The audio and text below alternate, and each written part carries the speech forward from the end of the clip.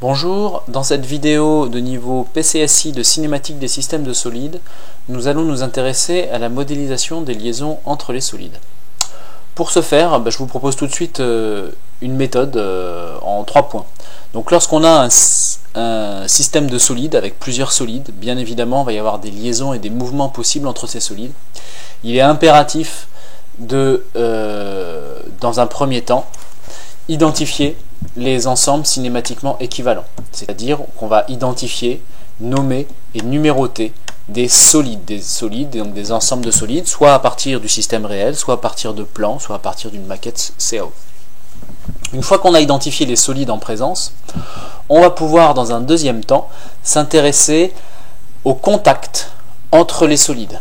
Et donc en particulier s'intéresser à la géométrie des contacts au niveau de chaque liaison entre chaque solide. L'idéal, c'est de présenter ça sous forme de tableau. Et quand on parle de géométrie des contacts, on parle d'éléments géométriques, points, droite, plan, cylindre, sphère, etc. Une fois cette géométrie de contact identifiée, on pourra choisir et proposer un modèle de liaison normalisé. Comme toute modélisation, le modélisateur, c'est-à-dire vous, le cas échéant quand vous le ferez, faites un choix et il se peut que pour un même contact on puisse faire plusieurs choix de liaison comme on le verra prochainement plus tard. Donc le fait de choisir une liaison entre des solides à partir de la géométrie des contacts va nous permettre ensuite de pouvoir proposer un graphe des liaisons et puis un schéma cinématique. Le graphe des liaisons, ici j'ai représenté en tout petit celui de l'illustration du cours du manège. Le graphe des liaisons fait apparaître dans des bulles le nom, le numéro des solides et par des liens reliant les solides, les liaisons qui sont du coup nommées de manière normalisée comme on va le voir juste après. Le schéma cinématique lui représente graphiquement les solides et les liaisons. Alors, les liaisons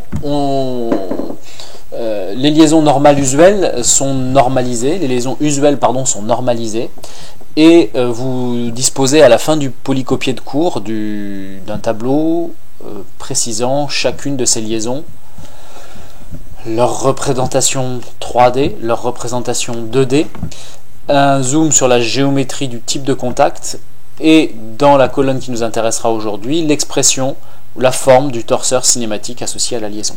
On va donc détailler une par une chacune de ces liaisons. Tout d'abord, la liaison glissière. Une liaison glissière qui comporte 1 degré de liberté en translation.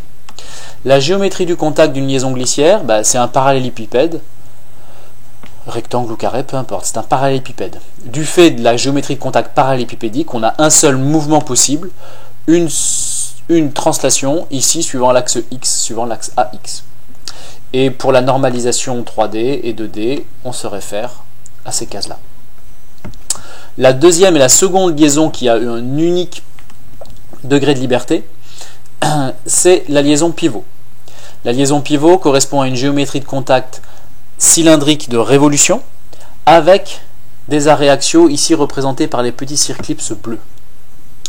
Dans ce cas-là, on a un seul degré de liberté, une rotation autour de l'axe AX. Notez que pour le torseur cinématique de la liaison glissière, il est valable en tout point A de l'espace, puisqu'on a ici un torseur qu'on appelle couple, la résultante étant nulle, la vitesse est la même en tout point de l'espace. Pour le torseur de la liaison pivot, il est valable en tout point de l'axe AX. La normalisation d'une liaison pivot, on se réfère à ces cases-là. Vous avez une ancienne norme, une nouvelle norme, on privilégiera la nouvelle norme. Donc en 2D, on représente le solide alésage et en rouge, et en bleu, là, l'axe avec les arrêts axiaux. Lorsque la géométrie de contact ne comporte pas d'arrêts axiaux, et donc est uniquement un cylindre de révolution, alors on choisira une liaison pivot glissant, pour laquelle la normalisation est la même que la pivot sans les arrêts axiaux, et pour laquelle on a une rotation et une translation de même axe. Le mouvement correspond à comporte donc 2 degrés de liberté. La forme de torseur cinématique associé est valable en tout point de l'axe uniquement. Lorsque la géométrie de contact est une sphère ou une portion de sphère, on modélisera par une liaison sphérique ou autrement appelée rotule. On a donc 3 degrés de liberté qui correspondent aux 3 rotations autour du point A. Le torseur cinématique a donc cette forme-là, uniquement au point A, centre des sphères. Pour la normalisation en 2D et en 3D, c'est la même. Dans le cas où la géométrie du contact est un cercle ou une portion d'arc de cercle, on a donc un contact entre une sphère et un cylindre. On proposera donc une liaison linéaire annulaire ou autrement appelée sphère-cylindre. Il y a donc 4 degrés de liberté en plus des 3 rotations possibles liées à la géométrie sphérique. On a une translation suivant l'axe ici dénommé X. Le torseur cinématique est donc encore une fois uniquement valable au centre de la sphère, puisque dès que je m'éloigne du centre de la sphère, j'ai d'autres vitesses que Vx. Pour la normalisation en 3D, elle est ici, et en 2D, suivant la vue des axes, elle est là. Ensuite, dans le cas où la géométrie du contact est un plan, ou une portion de plan, on a donc un mouvement plan entre les deux solides, s'il n'y a pas d'écollement du contact, et donc on a 3 degrés de liberté, une rotation d'axe Z, où ici Z est la normale au contact, et 2 rotations suivant X et Y, et 2 translations, suivant X et Y dans le plan. 3 degrés de liberté donc pour la liaison plane ou appui-plan. Le torseur cinématique est valable en tout point A du plan. Pour la forme, par contre, bien évidemment, U et V dépendront de oméga et du point où l'on est. Dans le cas où la géométrie du contact est un point, on a donc un contact entre une sphère et un plan. Alors là, c'est le maximum, on a 5 degrés de liberté. Le seul degré de liberté interdit, c'est la translation suivant la normale au contact, ici nommée Z, car sinon il y aurait décollement du contact, donc perte de la liaison, ou interpénétration des solides, donc perte de l'hypothèse solide indéformable. On a donc 5 degrés de liberté, 3 rotations et 2 translations. Un seul degré de liberté est nul, la translation suivant la normale au plan de contact.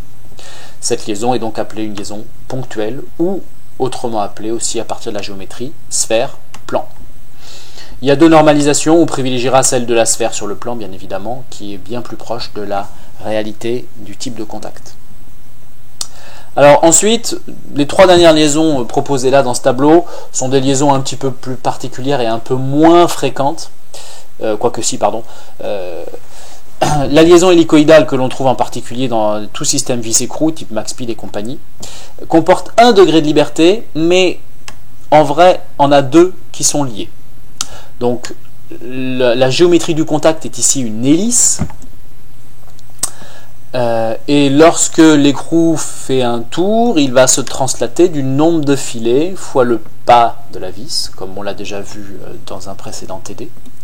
Le torseur cinématique a donc apparemment 2 degrés de liberté, une rotation et une translation, comme dans la pivot glissant, suivant l'axe AX, mais un seul est indépendant, puisque la translation et la vitesse de translation est reliée à la rotation et à la vitesse de rotation, par le pas de la vis. En un tour, on avance du nombre de filets fois le pas. Donc la relation est ici exprimée dans le cas d'une vis à 1 filet. Les représentations normalisées sont ici présentées. Donc soit on représente vraiment l'hélicoïdal avec un petit signal sinusoïdal, soit on représente juste d'un trait le filet de la vis. Lorsque la géométrie du contact est une ligne, cela correspond donc à un contact de cylindre-plan. On a donc une liaison cylindre-plan, ou appelée autrement linéaire rectiligne, qui n'existe pas trop dans la nouvelle norme, mais dont on peut quand même parler. Dans ce cas-là, on a 4 degrés de liberté. Les 2 rotations, autrement dit, il y a une rotation qui est interdite, c'est celle qui est suivant l'axe dénommé ici X, perpendiculaire à la ligne de contact et dans le plan. Et l'autre degré de liberté, c'est la translation liée au contact plan, donc suivant la normale au plan. Donc on a 4 degrés de liberté dans le cas d'une ligne de contact, linéaire rectiligne ou autrement appelé cylindre plan. Et enfin la dernière liaison qui existe quand même assez peu, qui est assez peu réalisée telle quelle, mais qui parfois existe en termes de liaison équivalente, comme dans les joints de cardan, on s'en rendra compte en TP très prochainement, c'est la liaison rotule ou sphérique à doigt, pour laquelle finalement on ne garde que 2 degrés de liberté, puisqu'un doigt empêche la troisième rotation. Donc, suite à ce tableau des liaisons normalisées, vous devez être capable de proposer une liaison à partir de la géométrie du contact, proposer une liaison pertinente, donc du coup identifier le nombre de degrés de liberté et proposer un paramétrage et une allure de torseur cinématique en un point judicieux. Vous devez aussi être capable de pouvoir représenter un schéma cinématique comportant ce type de liaison normalisée usuelle. Bien évidemment, on va se rendre compte dans les prochains TD que l'essentiel des liaisons les plus communément rencontrées, ce sont les glissières, pivots, pivots glissants. Et ensuite, liaison plane, sphère plan ponctuel, hélicoïdale, sphérique, se rencontrent quand même plutôt dans un deuxième temps, un peu moins fréquemment. Notez, et c'est important, dans l'étape, la dernière étape, je reviens sur le transparent de méthodologie. Dans la dernière étape, une fois le choix de modèle de liaison normalisée effectué, il est judicieux, donc à partir du tableau de la géométrie des contacts et des liaisons, d'ensuite pouvoir proposer le graphe des liaisons qui va nous permettre de mettre un peu en forme l'architecture du mécanisme. Puis quand on passe au schéma cinématique, il est important, et on va s'en rendre compte tout de suite, très prochainement, quand on veut proposer un schéma cinématique, d'utiliser une couleur par solide pour se rendre compte que l'on change de couleur au passage d'une liaison.